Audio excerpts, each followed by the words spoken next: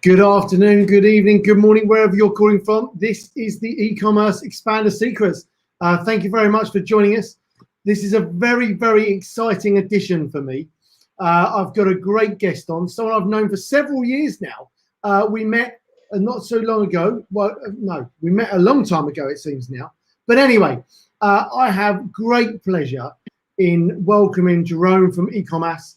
Jérôme, welcome to the e-commerce Expander Secrets podcast, if I can get my words out. Yeah, well done. Yeah. Applause, applause. Well done, Andy. I'm impressed. I'm humbled, and I join in your excitement to be there. It's cool. We love talking together, and we love talking about Amazon. So I hope everyone will enjoy it as much as we do.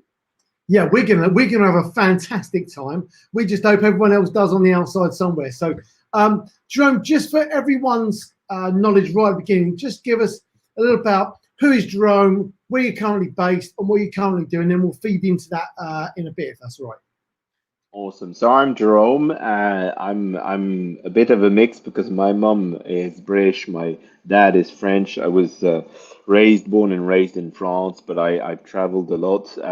My background was really into sales, building brands. I was head of Europe for a Chinese brand actually for 10 years and building this brand in Europe. And then to, the truth is, I was looking for a job. I didn't find one. And so I decided I would open my own company. I said, you know what? Nobody wants to hire me, then I'll do it myself. I'll hire myself. And then I started to work with several companies. And my idea was say, okay, I'll help brands grow, expand.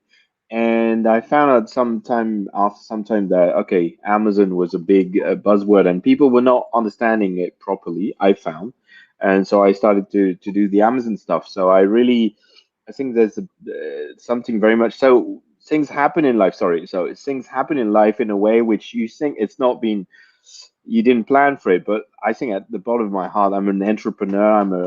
I like to build, to create stuff. So like I found my own way in a maybe without planning it, but I'm really enjoying it. And the great thing about Amazon and the area where is we're always talking about building brands.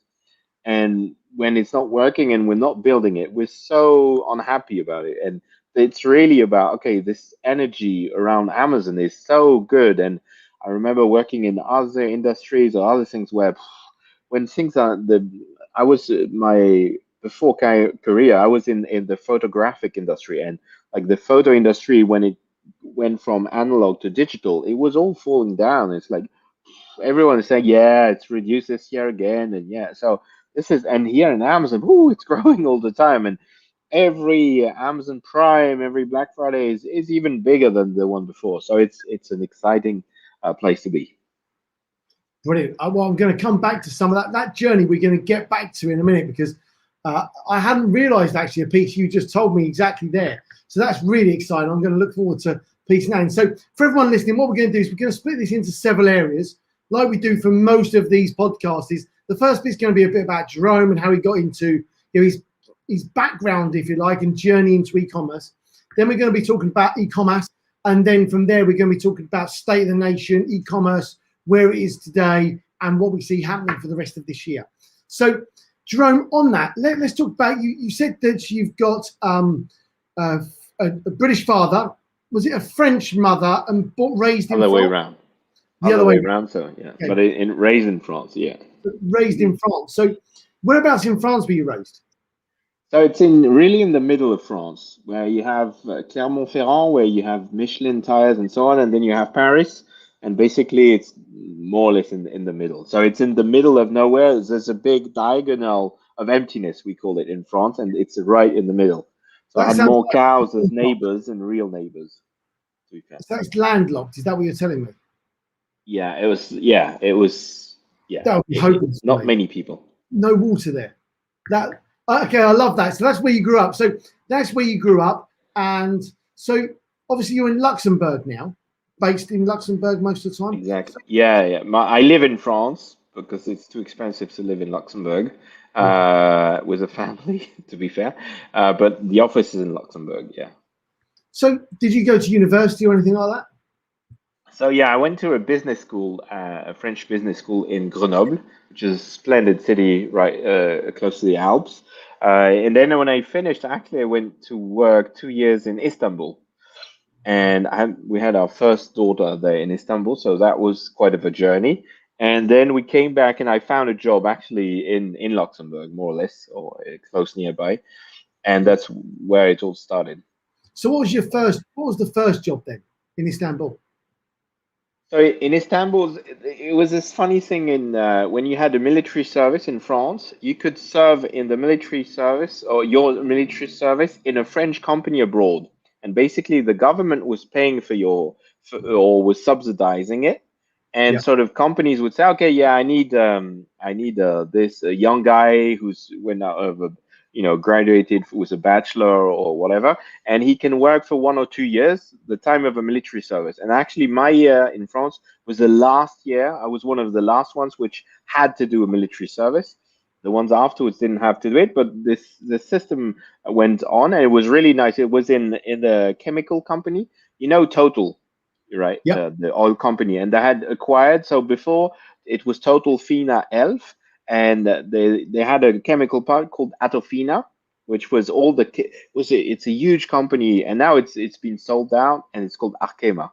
So it's two separate, but at that time it was still part of Total, and it was it's a Turkish subsidiary. So there was only two French guys, so the boss and myself. So I was helping him in lots of different like small tasks, but sometimes I had to go and see the ambassador in the name of the company. So it was a really fun time of I was 20, 21, 20 years old. I didn't know much about life, but here I was. Sometimes you doing like tedious tasks and IT stuff and things I didn't nothing about, and sometimes going to an ambassador thing and being there and being the guy of Atofina. So it was actually, I had 2 years which I really loved. I really loved Istanbul. I learned Turkish. It was awesome, and it was tough to come back, to be fair. Ah, so you can speak Turkish as well then. A bit, but Cool. I've forgotten most of it, to be fair. So we've got Turkish, French, English. What else have we Yeah, got? and German. German, of course. Yeah. Yeah, so I had when I did my business school, I spent 5 months inside Mercedes, so Daimler Chrysler at the time in Stuttgart, and for what the Germans say a Praktikum, so a training period of 5 months. And that was tough because I was living in one of those big buildings where they put all the students. It's called a Yeah. VG, and you all live together, and the loads. But it was like you learn life and those things, right? And the funny thing is, when I started to learn Turkish, after at the end of my 2 years in Turkey, my Yeah. brain could not handle German and Turkish. It's like I tried to speak German and Turkish words were coming. So it's like your brain works strangely. But then I went back to German, and it came back eventually. Nice. Nice. So you've done the Istanbul bit, then you've come back and you're back into Luxembourg. What was that next job? So that next job was a Chinese company, and the brand is called Vanguard. And those who are into photo will know it because they do tripods, bags, Yeah. cases, binoculars also. And basically, they were starting a new business unit, which was professional cool tool cases. So that's very specific, and I was the only guy in that company doing it. And I was in charge of whole Europe. So I had to travel. I set up like rep networks in Germany, also reps in France, and I was traveling with the reps. I was traveling with distributors. So it was awesome because I was on my own. I had to build this thing, and I was selling containers of that from China, and uh, awesome. And then the company had to restructure and so on, and so basically the company started in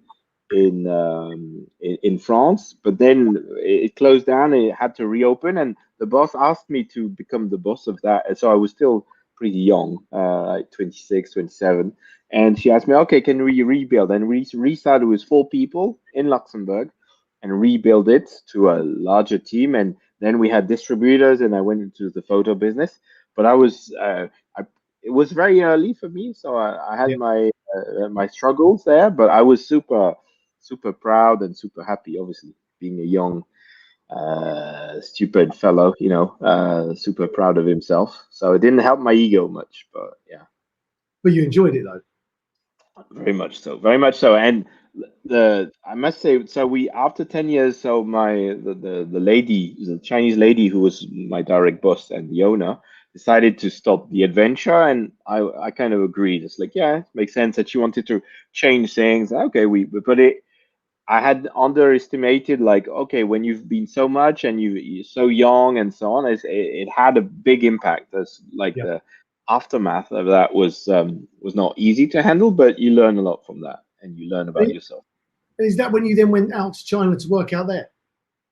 No, so the group was Chinese, so we would spend a lot, like we did a lot of traveling to China, and it was this brand. We started from a really no-name brand to but it was a lot of people. It's not me, like, but a big group of people with new products, with new stuff. But we would go to the factory and have those discussions. Okay, redesign products, and you go to factories like, yeah, okay, let's put it in pink, and then boom, you produce thousands of products, and the pink is like you said you should have this color, and then all of a sudden it's like wow, I have this power of the discussion, and you can change thing and production. And China is so huge, and you go there and you've got thousands of people or hundreds of people sewing with sewing machines, and you take a decision, all of a sudden say, okay, yes, let's do that. We change all the colors. It's, wow, okay, that Yeah. was really mind blowing, and I learned a lot from there. And the Chinese have this thing where people could think, they're a bit stupid and they don't know, but actually they learn. They always listen and learn, and so it's like if you believe you can, yeah, make a good deal, or you will be the one winning. Yeah. Well, think again. Good luck. Yeah. So is that where you started getting into the e-commerce side of things?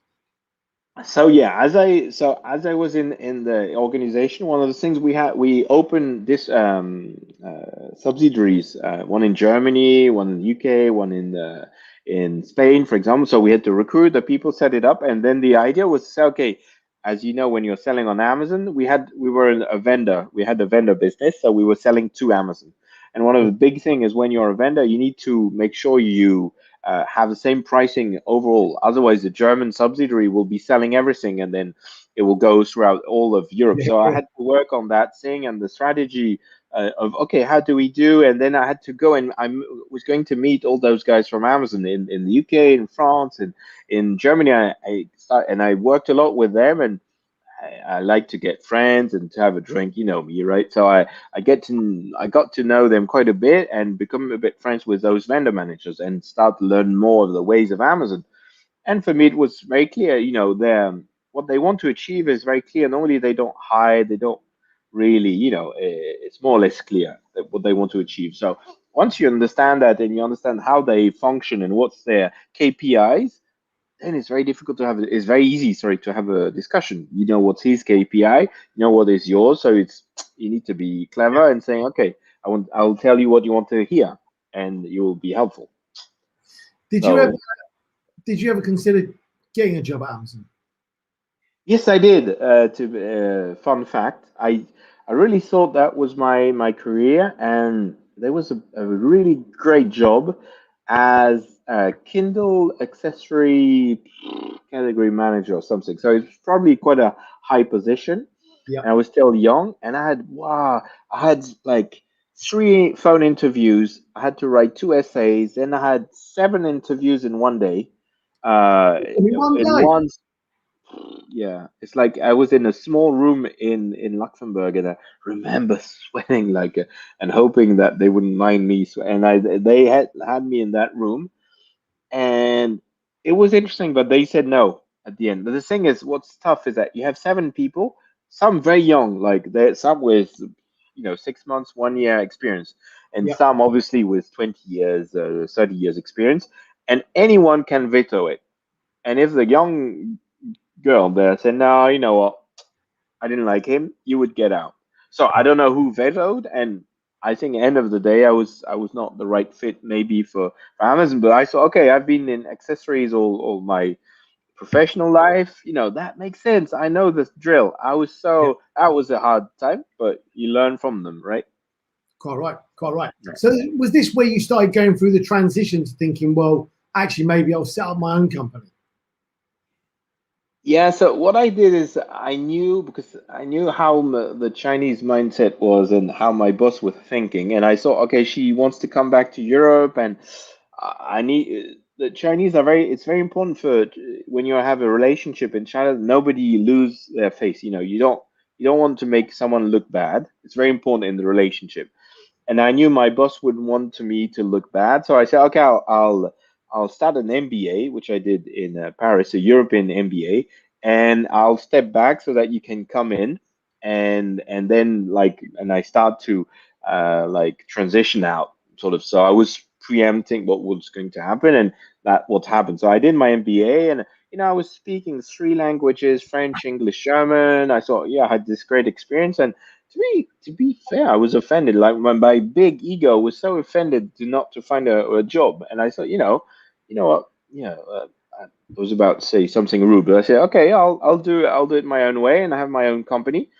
and it really started from out nowhere. And one thing I didn't like is people going from all the different competitors. I didn't want to leave from one company to its competitor. I didn't like the idea, so I thought I will completely change my the where I'm playing. So I started to work with companies doing outsourcing in Asia and outsourcing in Madagascar. Yeah. And but it was really tough, and so it took me 2 years, but really I was struggling. And after 2 years I started to contact people from my old industry and saying, yeah, don't you need a bit of help to build? And actually a brand I had been working with before, called Eschenbach in Germany, doing binoculars, just hired me and said, yeah, we need someone to handle the distribution worldwide for us on our binocular business. And that's why I started to say, but actually, Amazon is the only way to do distribution today. And that's where it all got started. And after 1 year, I said, okay, I'm focusing only on Amazon services. That's interesting, isn't it? Because we was talking to someone the other day, completely sort of related but not related, and they're like, "Well, we just don't. Why are you not doing Amazon? Well, we just don't understand it." But that was their answer. We don't have someone in the business that understands it, so we're not going to do it. I mean, like, I was pretty much staggered and blown away by that comment. That how many other thousands of businesses are listening to this or will listen to this, going, yeah, I don't get Amazon, so we've not done it yet. Like, really? I just don't see that as an excuse right now, do you? Like, I mean, it is, but there's thousands of companies in that situation, isn't there?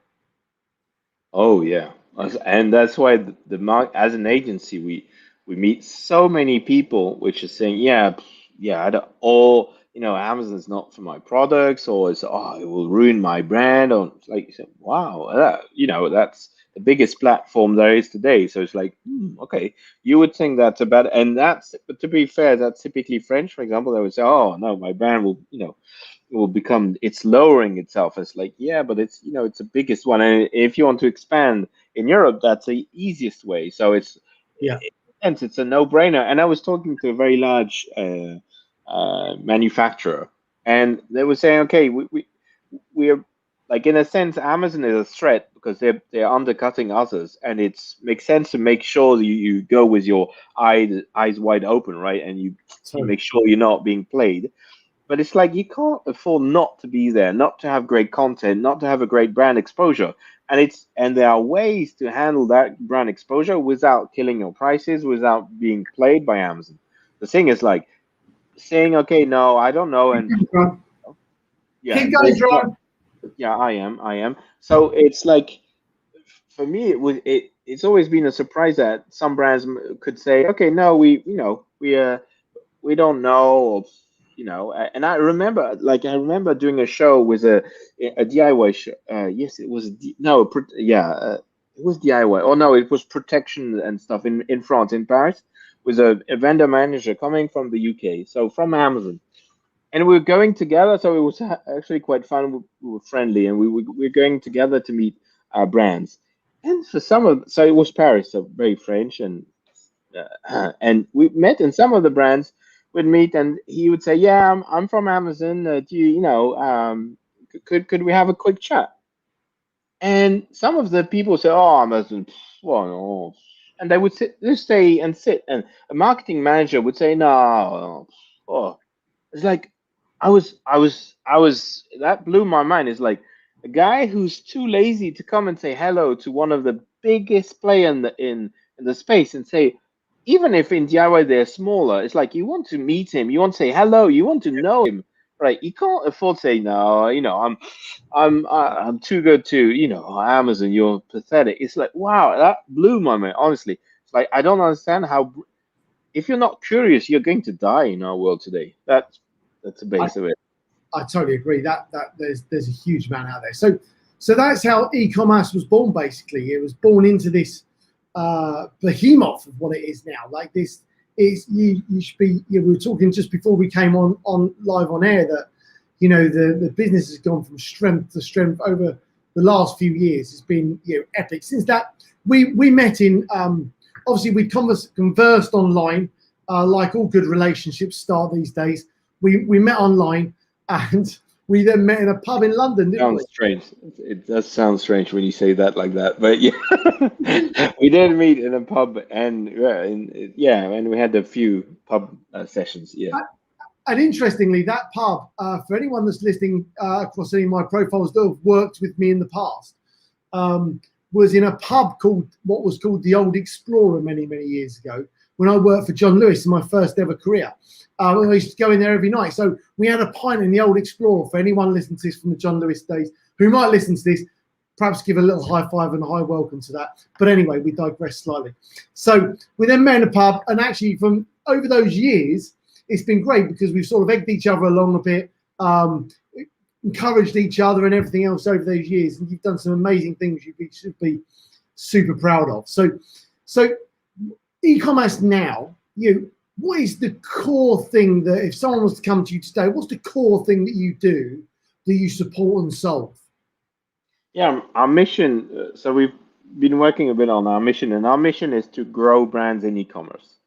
And it could be in sales, it could be in branding, because as I said, you could not want to sell too much on Amazon, but it's Yeah, like growing. We are about growing, and sometimes we have conversation with brands and saying, you know what, we're not sure we can grow you, so we might not work with you because we have this doubt. And if we have this doubt, we're not true to ourselves. And I've had like conversation with owners and saying, or after a couple of months and say, okay, we've tried, and for whatever reason of the environment of the product itself, it's like it's going to take ages or it's going to cost you a fortune to grow it. And it's like we don't we don't think it's a good thing, and we don't want to take your money just for the sake of taking your money. So we're very strong into this mission of saying, okay, we need to grow brands.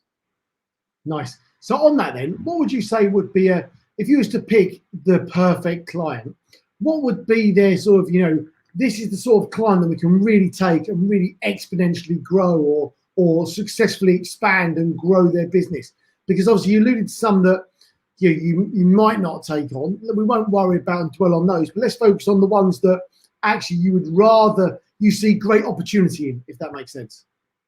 Yeah, so first and foremost, we work only with brand owners. So that's very important because that makes a huge difference on Amazon. So a Yeah. brand owner is someone who's got registered his brand and he owns it. And that's the first thing. The second thing is that it has to be uh, in a category which is not too complicated. So apparel, for example, can be complicated. Consumer electronics can be huge, but at the same time can be really competitive. So like pet products, kid products, that's usually great the categories, for example. But we're still wide in our approach. Now that the category is one thing, brand owner, and then it's like the size of your business. So typically anything uh, we would start from 500,000 a year to like 500,000 is really low, but it's like 800,000 to a million a year. That's typically the kind of brand we will start because you need to having an agency which's got a big staff, tools, PIM tools, advertising tools, and different things that we have a substantial cost to produce a high quality service.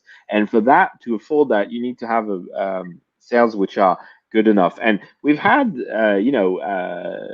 customers where they started with 5,000 a month, but we believed, okay, that's they're in the kid category, they have a big potential, and now they kind of do it in half a day or even less. This kind of turnover, and it's great to see that grow. So now it's like it's a bit of a mix of all that, but the idea is like you need to for me is you need to you need to have a proof of concept. So Yeah. either you have sufficient sales, so let's say you're doing 800,000 a year, then that's a point where you probably, wow, that's too much for me, I need help, and that's where an agency like ourselves can come in and help you grow. Yeah. Or you can say, okay, actually I have this product and I'm not very good maybe at advertising or anything, but I can see the conversion rate is really good. I'm saying like 15%, 20%, 25, and you say, wow, actually I've got something here, and maybe it's worthwhile to have a discussion saying, okay, we probably plug in some simple solution and that would expand very quickly. If Yeah. you have none of that, it's very difficult because you will have to for finance a lot of it. Yeah, and that's when it becomes more and more tricky because you then well, I've employed an agency to do this, but they've got to do more and more work as well, and that's when it's like, well, hold on a second. So, okay, fantastic. So, what's been, do you think, the biggest pleasure you've got from e-commerce and its journey so far?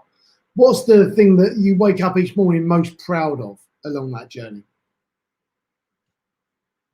That's a very good question. I think it's there's two things. One is internal, one is external. The internal part is to see some people blossom, and I'm I love building. I'm an entrepreneur, and I when I see people evolving, so I'm like m- very far away from a micromanager.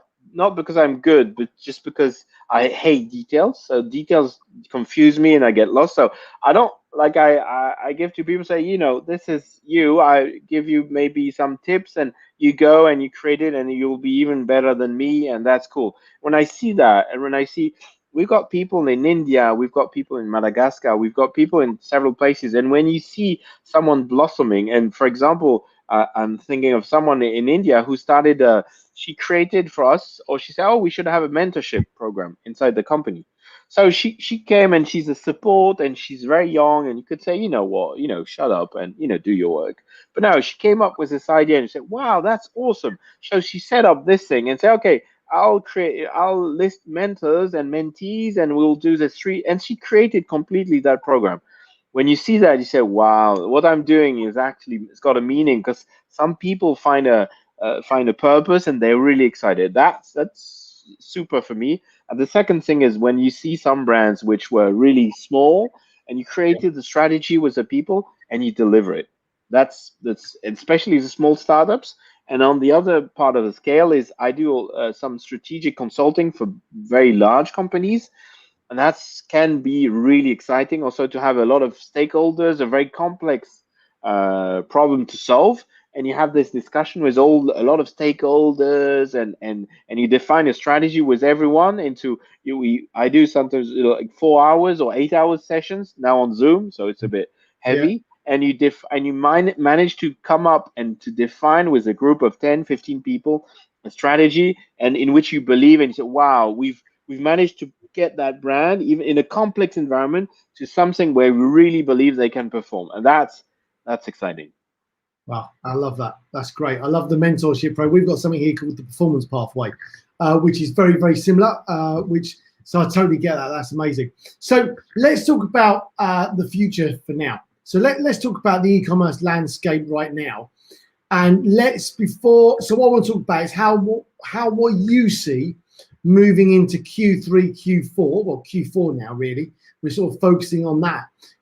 What you see as the key things that people need to start considering. But before you answer that, what I'd love is your opinion on Brexit, post-Brexit, and on the other side of the channel to us. So first of all, opinions on Brexit. Secondly, what you see as important coming into Q4. So yeah,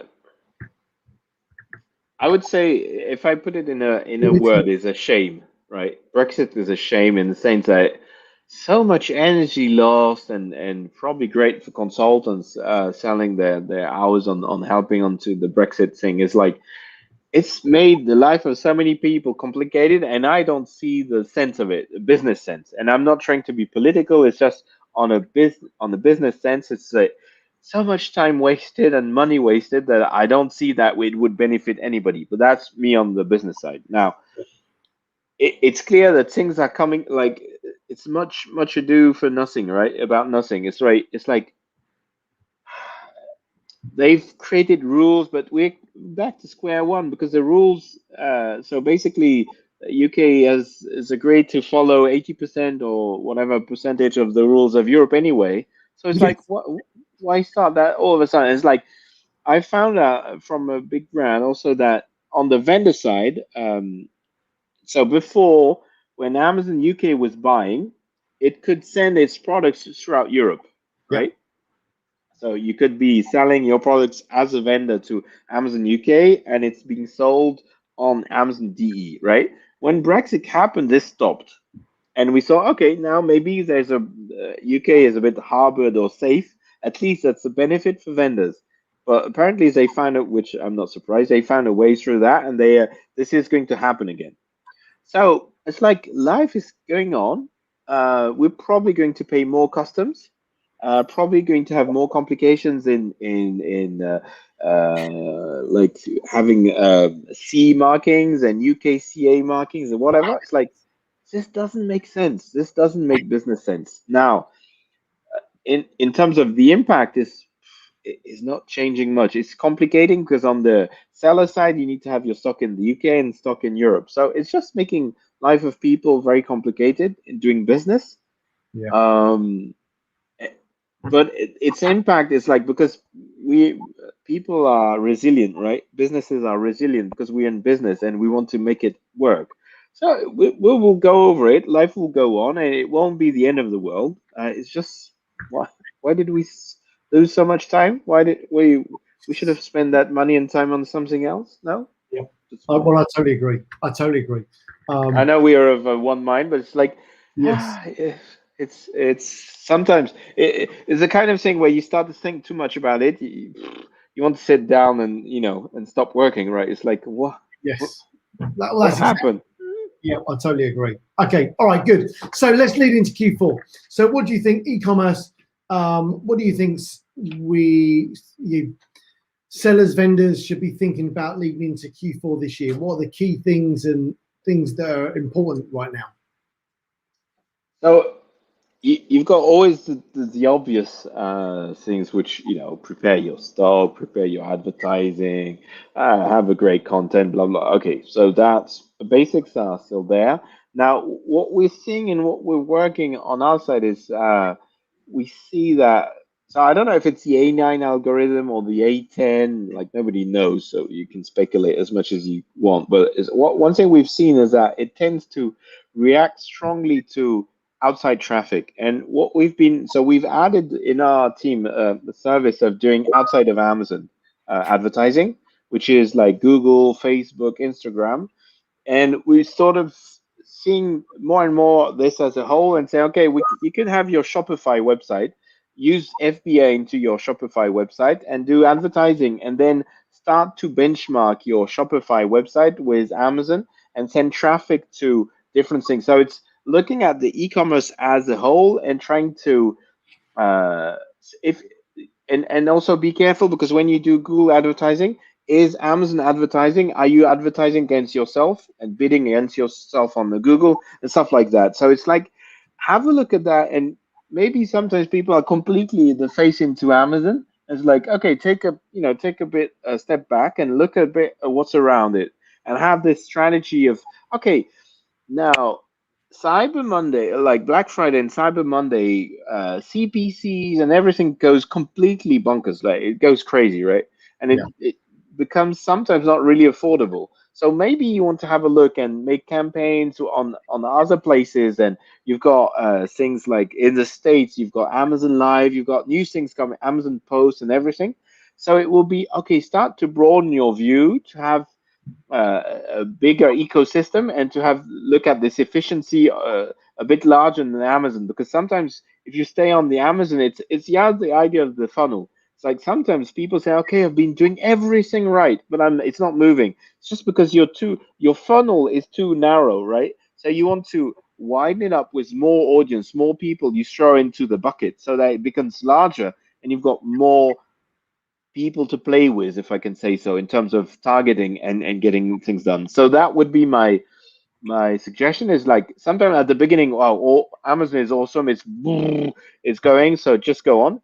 If you see you're maybe slowing down, then take a step back and look at the whole picture with other things, social network, community management we're starting to do just to build brands, because you want to build that awareness outside also.